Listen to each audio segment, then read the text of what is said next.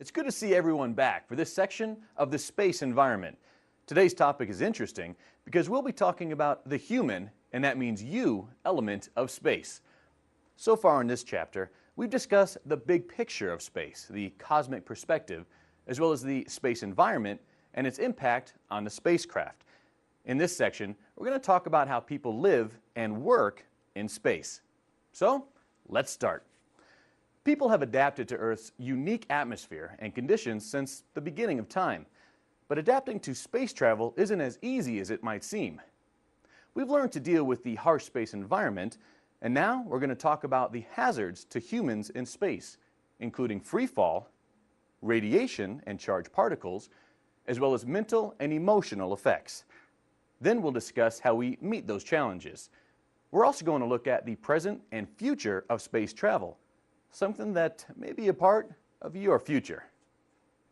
In space, astronauts have to contend with a free fall environment as they constantly fall around Earth. Being in free fall can cause reactions in our bodies, including fluid shift, motion sickness, and reduced load. Let's start with fluid shift within the body. When we stand or sit on Earth, gravity causes blood to pool in the lower parts of our body. Our body compensates for this blood pooling by pumping blood throughout our upper bodies and to the brain.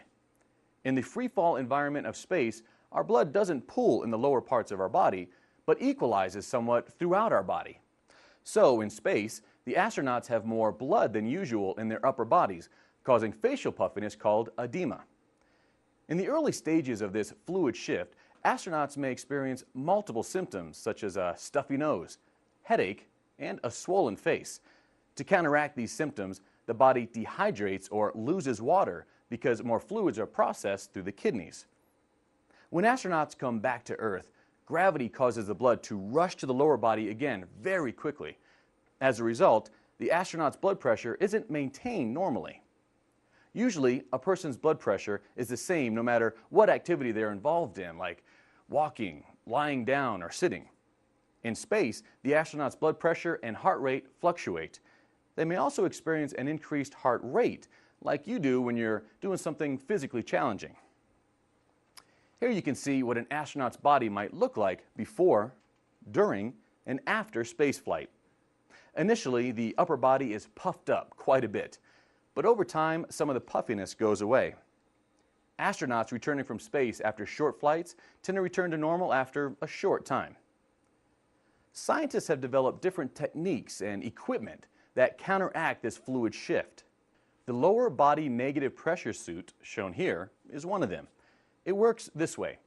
A person is placed in a vacuum tank from the waist down, which is why it looks like half a spacesuit. The pressure in the tank is decreased, and the blood is pulled from the upper body to the lower body. Now, have you ever ridden in a car, spent time on a boat, or gone on a roller coaster ride and felt motion sickness? Well, being in a spacecraft affects the inner ear in a similar way. Astronauts may experience motion sickness causing nausea, headaches, vomiting, or dizziness. When we're talking about motion sickness, it's hard to even think about food.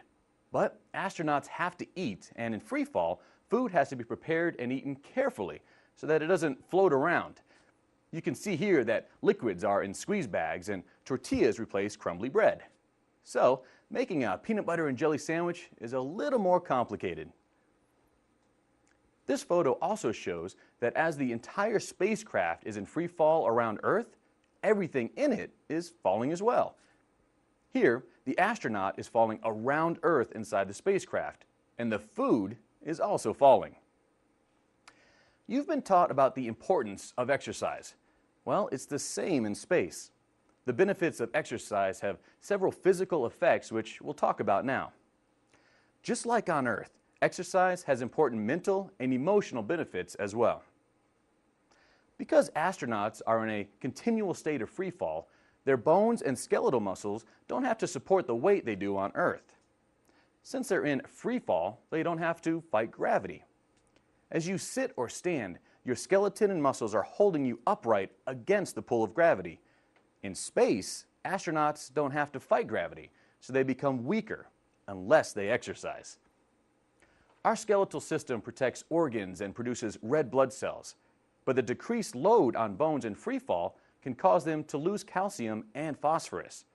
These two minerals are removed from the body by way of urine, and this presents two different problems. One is that the excess calcium and phosphorus can create painful urinary stones. The other problem is even more severe. On average, for every 10 days spent in space, an astronaut loses about 3% of bone mass. A weakened skeletal system and the possibility for multiple bone fractures results. One way to fight these problems is exercise. You can see in this photo an astronaut exercising on a treadmill. You'll notice that the design for this treadmill and the rowing machine we'll see next both have straps to secure the astronaut, just like the space toilet we saw in the last section. Another difficulty encountered in space is anemia. You may have heard the term anemic before. It means that someone is weak or puny. Anemia is a disorder that's caused by a lack of the vitamin B12, and in space, anemia is seen after 4 days of spaceflight. After a 3-month stay in space, the red blood cells decrease by an incredible 15%. Again, exercise is the most reliable and effective solution shown by this astronaut using a rowing machine to counteract the effects of free fall. By now you might be thinking that an astronaut's body takes a real beating when it goes into space, but we're not through yet. When the body is in free fall, it doesn't have to fight gravity. As a result, the heart muscle weakens, which is called deconditioning. Space medicine specialists determined that exercise is a very effective way to counteract deconditioning. On board the spacecraft, exercise can help prevent and correct this muscle deterioration, but the exercise must be long and hard. Some astronauts and cosmonauts work out for several hours a day just to stay healthy. What shape would you be in if you worked out 2 to 3 hours a day? Fortunately, these problems reverse when an astronaut comes back to Earth. But we've just seen how important a regular routine of exercise is, and NASA has developed several unique and interesting ways to make this possible. When astronauts go to the Moon or Mars for long periods, they must rely on the benefits of exercise. In the last section, we talked about the effect radiation and charged particles have on the spacecraft. Well, radiation and charged particles have negative effects on people. We know that on Earth, the ozone layer and the Van Allen radiation belts protect us from radiation and charged particles, but that's not the case in space. Let's talk about a suntan. When you spend time in the sun, the radiation in the form of ultraviolet or UV rays accumulates in your body. You build up radiation in your body from the sun during your entire life. This accumulation of radiation is called dosage. You gradually build up a dosage of radiation that can cause problems for you. In space, astronauts aren't protected by the ozone layer, and they're exposed to more and different types of radiation. Radiation's total effect depends on the type of radiation and its energy output. So, what does that mean? Depending on the total dosage, radiation exposure can cause symptoms that range from changes in blood count to vomiting or even death. So, radiation is a big issue for astronauts orbiting Earth and an even bigger issue for astronauts on the Moon or Mars. There are 3 major types of radiation: galactic radiation that comes from outside the solar system, solar particle radiation that comes from the sun, and geomagnetic radiation that's trapped around Earth. Once engineers and doctors know what type of radiation astronauts are exposed to and what dosage they'll receive, it's possible to create shields to provide protection for them. Space flights are planned so the amount of radiation astronauts receive is within safe limits. Now, we'll talk about the mental and emotional effects of spaceflight on humans. Astronauts are placed in a different, sometimes hostile, and very small environment for long periods. An analogy might be that you and 3 of your friends are caught inside an elevator that's stalled between floors in a very high building. To make it worse, you can't talk to anyone outside the elevator, and you're stranded for several days. You may fear the elevator will fall to the ground. What kinds of problems come up in this situation? Well, let's just say that a situation like this brings out the best and worst in people, and you'd have to cope with psychological issues as well as normal bodily functions in that tiny space. Astronauts face many of these same issues in spaceflight. You may ask why it's so important to look at the psychology of humans in space. Well, in your classes, if you have too much work, you get tired. The same thing happens in space, and because space missions are so expensive, we want to get as much done as possible. Things like completing experiments, handling spacecraft functions, or even building equipment. But when the astronauts get too tired, they can make mistakes that could endanger the mission, or maybe, even worse, they can get in a bad mood. And you know what happens when you get in a bad mood. Your work and your ability to work with the team suffers. You may have heard that people on islands get what is called island fever because they feel isolated. Well, astronauts on space missions experience an extreme version of this because their island is what keeps them alive. There's no escape until they return to Earth, and because they're a captive audience, they find it hard to unwind. Astronauts who have spent months in space say the worst thing is how badly they miss their family and friends back on Earth.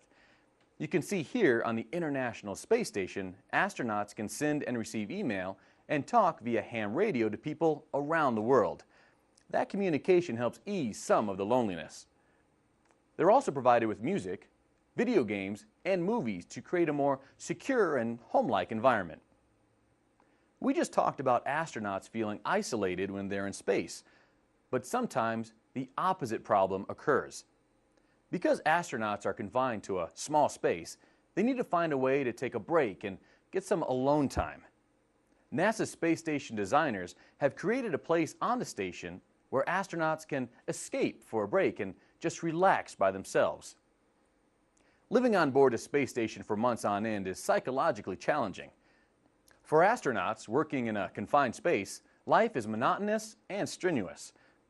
On the International Space Station, members learn to get along with crews from different nations, and the planners on Earth work hard to make sure the mission is successful. In order to do that, astronauts go through intensive screenings and tests to determine if they have the patience and capability to live on board a space station. Here you can see the capable crew of the STS-115. Can you picture yourself in this group? Now, let's talk about a problem that the space community recently had to tackle. What would you do if you wanted to open the space frontier and make it bigger to include more people and resources? Like many things, we can look to the past for answers. You'll remember from history that King Ferdinand and Queen Isabella of Spain sent Christopher Columbus to discover a new world. After Columbus successfully crossed the ocean, merchants and traders quickly realized that the new world could bring profits and provide new opportunities to explore. Well, imagine that the king and queen are NASA, Christopher Columbus is the space flight crew, and the trade goods are communication satellites. By making space commercially possible, the whole space frontier opened up. But how would you get people outside NASA and the military to become involved? The nonprofit X Prize Foundation was formed to open space travel to the public. The foundation offered a $10 million prize to the would-be astronauts who could send at least one person to a height of 62.5 miles, return safely to Earth, and repeat the same thing again within a few weeks. You probably wouldn't be surprised to learn that 7 nations, including Argentina, Canada, England, Israel, Russia, and the U.S. became competitors for the prize. Now, think about your own commitment and the fact that you accept challenges every day in order to be on the cutting edge of life. This next part gets really exciting because in the future, you could become one of the people we'll talk about.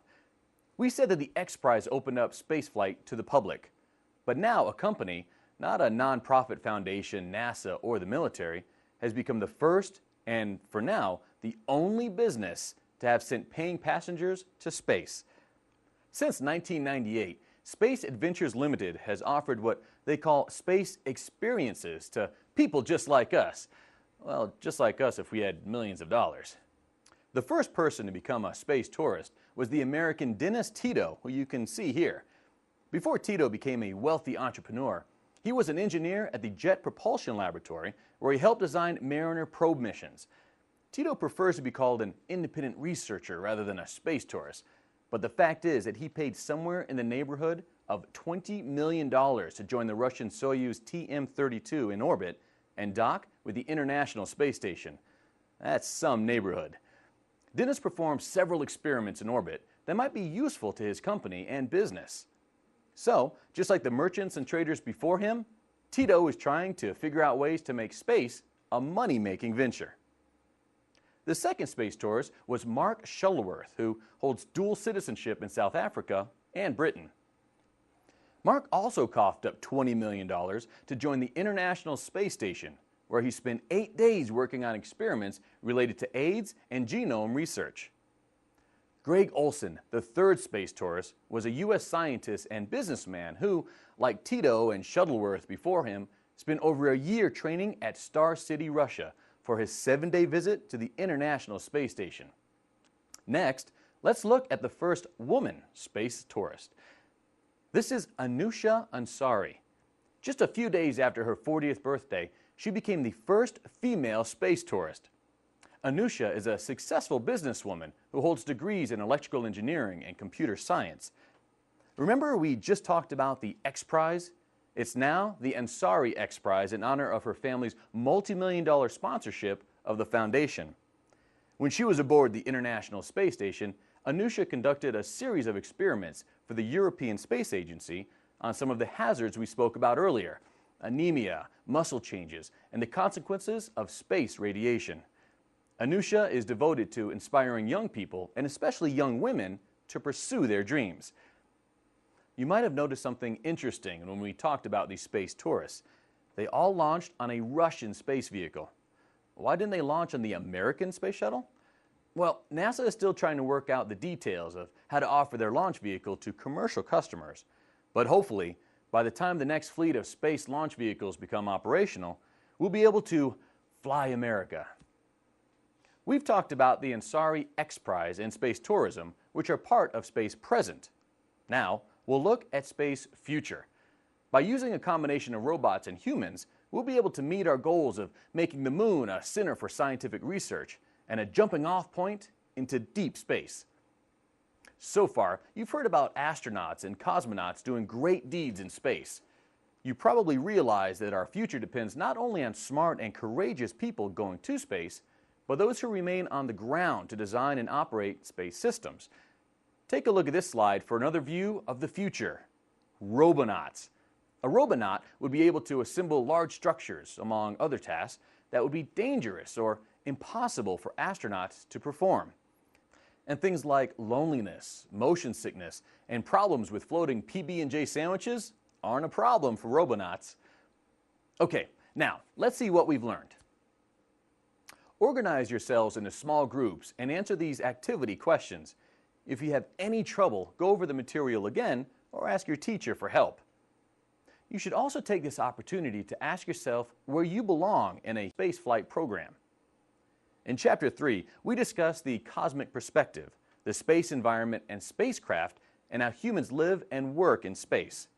You learned about specific hazards the ground support and flight crew work on together to counteract them. The hazards we discussed today are free fall, radiation and charged particles, and the mental and emotional effects of space travel. We also talked about the present and future of human spaceflight.